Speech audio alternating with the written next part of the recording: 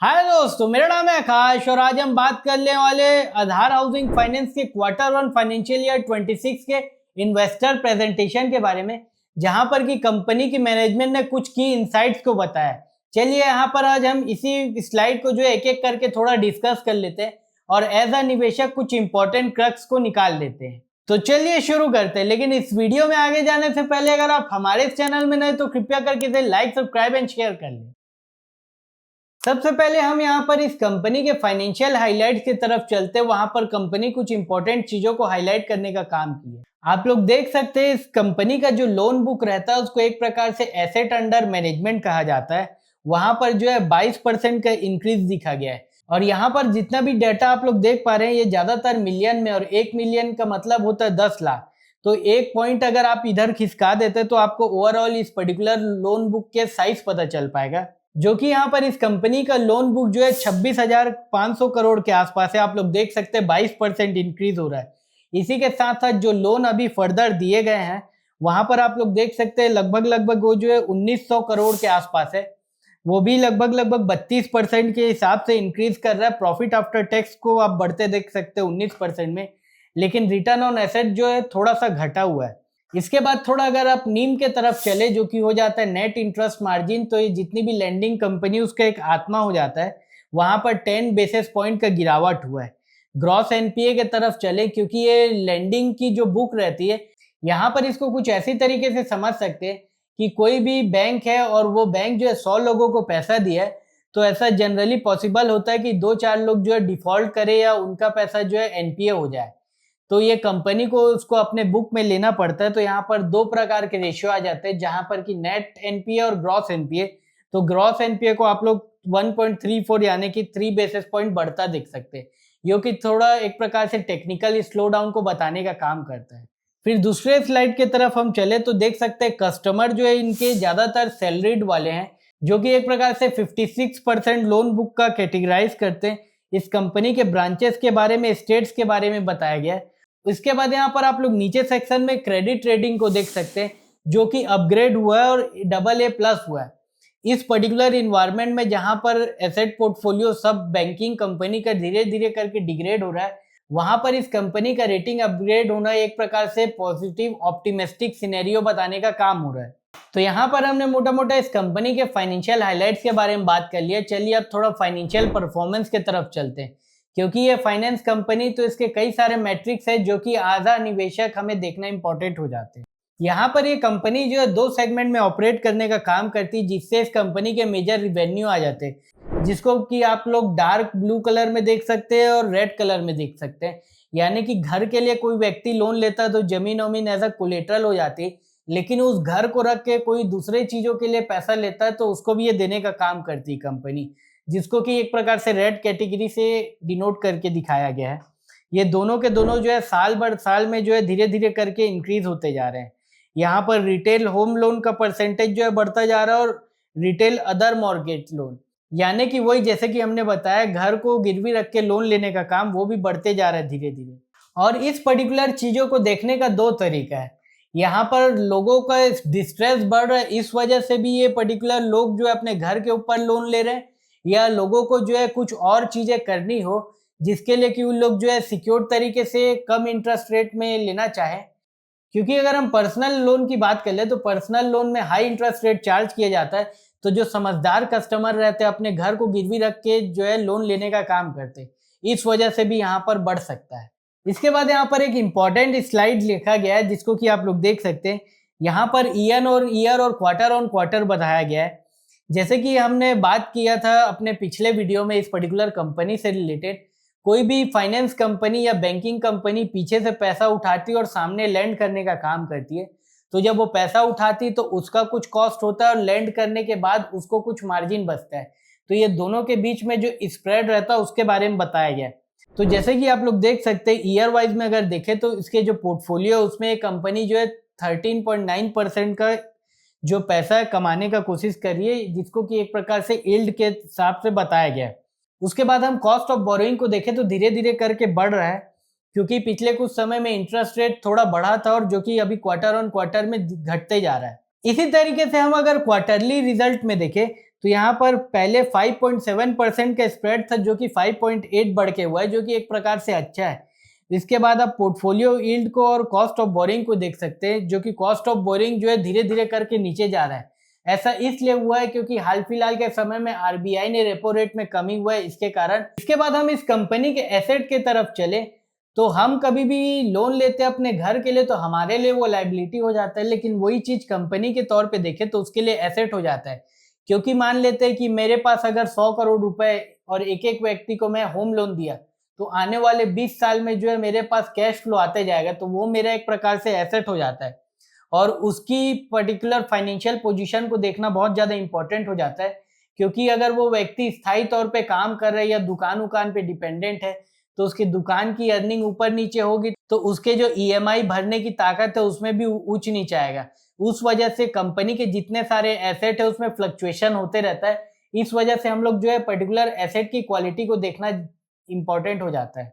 Year on year देखें तो इस कंपनी का जो ग्रॉस एनपीए धीरे धीरे करके कम होते जा रहा है और नेट एनपीए की बात कर ले तो वो भी धीरे धीरे कम होते जा रहा है।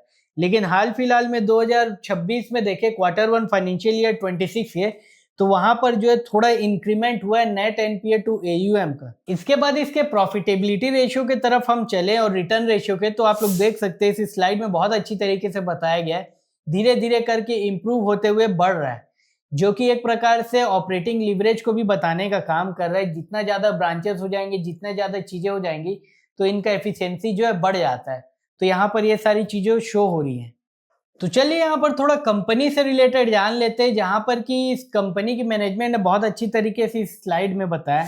तो यहाँ पर डिसबर्समेंट ट्रेंड यानी कि पैसा देने का रफ्तार, एसेट मैनेजमेंट को बढ़ाने का रफ्तार, प्रॉफिट आफ्टर टैक्स, ये सारी की सारी चीज बढ़ रही है। लेकिन हाल फिलहाल के समय में 2 क्वार्टर में देखने की कोशिश करें और बीते 2 साल में, जैसे कि आप लोग देख सकते हैं यहाँ पर जो ग्रॉस एनपीए वो बढ़ा है, जो कि एक प्रकार से इंडिया की खतरनाक इकोनॉमी को बताने की कोशिश कर रहा है, जो कि डिस्ट्रेस फेस आउट करने का काम कर रहा है। इसी के साथ साथ इस कंपनी के बारे में बात कर ले तो ये कंपनी जो है एवरेज जो लोन देती है वो लगभग 10 लाख रुपए के आसपास रहता है और इसका पूरा बुक जो है 100% सिक्योर्ड बुक में, इस वजह से इसका जो ओवरऑल रिस्क है वो रिड्यूस हो जाता है। तो ये सारी चीजें कुछ इस पर्टिकुलर स्लाइड में पता चल पा रही। अब इस कंपनी के थोड़ा ज्योग्राफिकल प्रेजेंस के बारे में चलते हैं और वहां से आपको कुछ इनसाइट्स बताने का कोशिश करते हैं।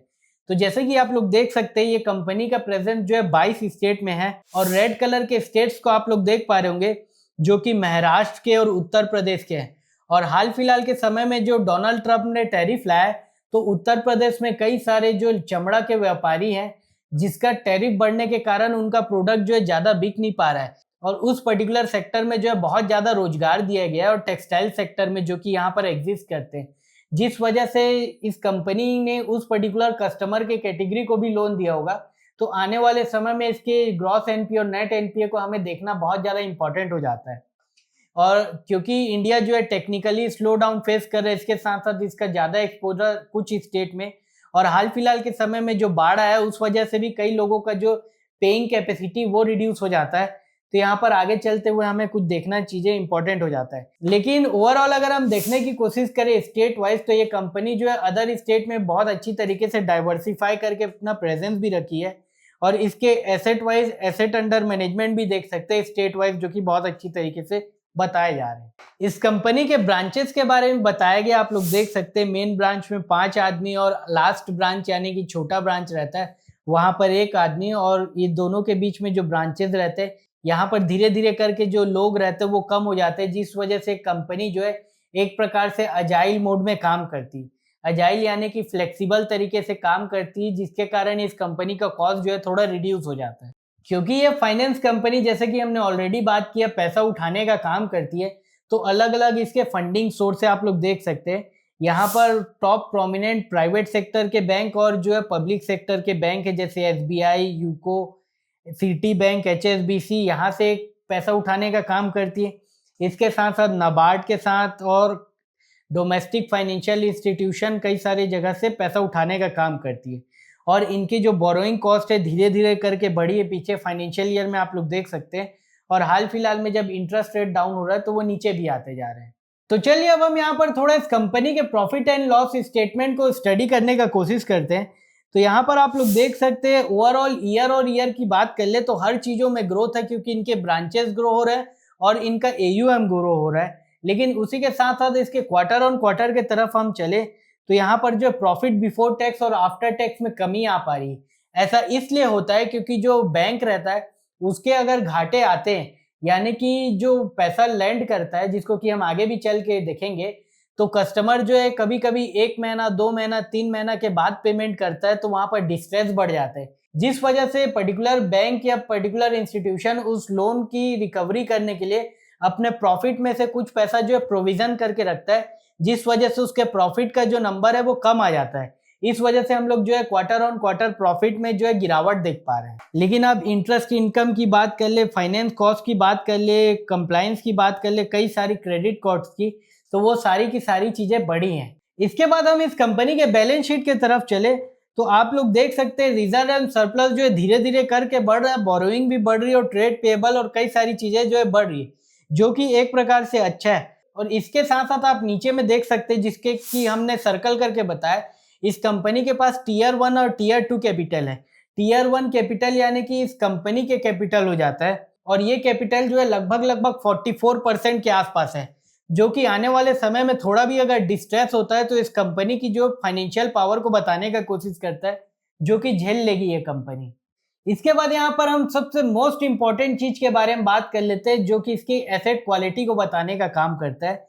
इसे कहा जाता है ECL प्रोविजनिंग रेशियो, यानी कि कभी भी कोई कंपनी जो है लैंड करने का काम करती है तो उसका जो एसेट रहता है उस पर कई बार डिस्ट्रेस भी आ जाता है, क्योंकि कंपनी जो है लैंड करने का काम करती तो उसको जो होम लोन रहते हैं, अलग अलग व्यापारी रहते हैं, कई बार उनको स्लो डाउन फेस करना पड़ता है, कई बार जॉब लॉसेस हो जाते हैं, तो सैलरीड क्लास आदमी को दिक्कत आ जाते हैं, इस वजह से वो पैसा पे नहीं कर पाता है।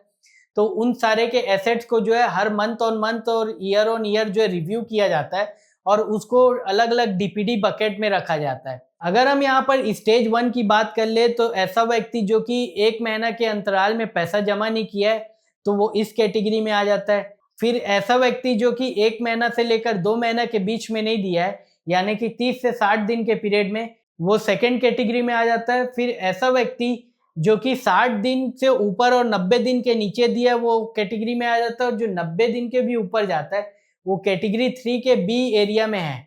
तो इस प्रकार से कंपनी जो है अपने लोन को भी अलग अलग कैटेगरी में स्थापित करती है, और इस कैटेगरी में परसेंटेज ऑफ लोन जो चले गए हैं उसे देखना हमें बहुत ज्यादा इंपॉर्टेंट हो जाता है, और सारी NBFC और सारी कंपनी को मैंडेटरी है कि इसको बताना जरूरी रहता है करके। तो यहाँ पर आप लोग देख सकते हैं कैटेगरी 1 की अगर हम बात कर ले तो वहां पर ज्यादा कोई चेंजेस नहीं हुए, जो कि एक प्रकार से अच्छा है। लेकिन अगर हम स्टेज 2 की बात कर ले तो वहां पर धीरे धीरे करके बढ़े, यानी कि जो पहला लोन पहले स्टेज में गया था धीरे धीरे करके बढ़ रहा है, जो कि एक प्रकार से एसेट की खराब होती हुई क्वालिटी को बताने का काम कर रहा है। लेकिन उसी जगह अगर हम स्टेज 3 की बात कर ले तो ओवरऑल जो स्टेज 3 का रिस्क है वो धीरे धीरे कम होते जा रहा है। पहले 36 था, जो कि 34 हुआ, उसके बाद 32 हुआ। लेकिन इसमें भी जो कि स्टेज 3 का B वर्टिकल है वहां पर आप लोग देख सकते हैं धीरे धीरे करके बढ़ता जा रहा है, और यही एक वजह है जिसके कारण कि ये जो कंपनी वो प्रोविजनिंग के लिए पैसा अपना अलग किया है, जिस वजह से इस कंपनी का प्रॉफिट जो है थोड़ा रिड्यूस होते हुए दिखा है क्वार्टर ऑन क्वार्टर में। लेकिन ओवरऑल अगर हम प्रोविजनिंग की बात कर ले तो 1.2% पे, जो कि एक प्रकार से अच्छा है। तो यहाँ पर हमने इस कंपनी के प्रेजेंटेशन के बारे में बात कर लिया, जो कि एक प्रकार से अच्छा और सारी चीजों को ग्रोथ बता रहा है। लेकिन जैसे कि हमने सबसे आखिरी में बात की है कि जो स्टेज 2 बकेट में जो पैसे चले गए हैं, यानी कि एसेट, वो थोड़ा रिस्क को बता रहे हैं। लेकिन ओवरऑल अगर हम बात कर ले तो वो उतने ज्यादा नहीं, अगर हम इसके पीयर और दूसरे कंपनीज की बात कर ले तो आज के लिए बस इतना ही दोस्तों। यहाँ पर हमने इन डेप्थ डिटेल में इस कंपनी के बारे में बात किया। अगर आपको इससे रिलेटेड कोई डाउट हो तो आप कमेंट करके बता सकते हैं, और ऐसी जानकारी जानने के लिए हमारे चैनल को बने रहे। धन्यवाद।